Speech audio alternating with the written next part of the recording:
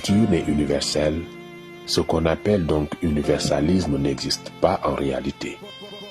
En l'état actuel des choses, ce qu'on appelle universalisme actuellement n'est rien d'autre que la culture occidentale qu'on essaie de forcer les gens à adapter sous couvert d'universalisme, de progrès ou de mondialisation. Autrement dit, c'est l'Occident, dans son projet de domination, qui décrète que sa culture est universelle, afin de mieux l'imposer à tous, à travers tout un tas d'organismes à vocation internationale. Puisqu'aucune culture n'est universelle, c'est pourquoi tous les peuples occidentaux, asiatiques, etc. vivent selon leur culture, leurs valeurs, leur langue, leur religion, etc. Leurs principes qu'ils adaptent selon les époques.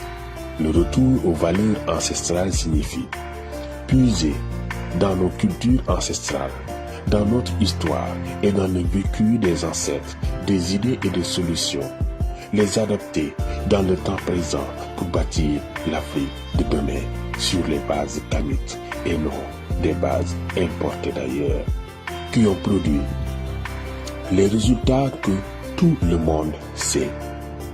Nos ancêtres ont été confrontés à des problèmes et à des défis auxquels ils ont apporté des solutions adaptées au contexte africain afin de résoudre ces problèmes.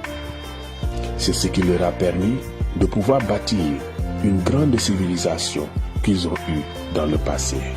Depuis toujours, l'histoire montre qu'un peuple qui n'a pas ses propres repères, ses propres bases culturelles et ses propres références est un peuple perdu, en perte de repères et déboussolé qui cherche des repères qui n'arrivent à rien.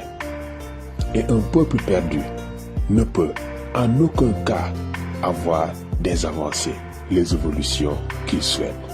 C'est la recherche de repères perdus qui fait que l'Africain aujourd'hui, après des siècles de colonisation et d'aliénation, sait tout sur autres peuples qui possèdent eux les repères. Il connaît leur philosophie, leur culture, leur sagesse, leurs savants, leur religion, leur système politique, leur système économique, mais n'a aucun repère sur lui-même. Il ne sait rien de lui-même. Il est lettré et savant de tout dans la culture des autres, mais il est illettré et analphabète dans sa propre culture.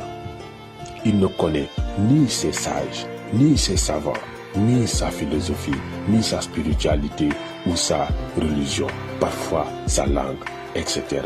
Ni ses valeurs, ni ses principes, ni ses systèmes politiques, ni ses systèmes économiques, etc.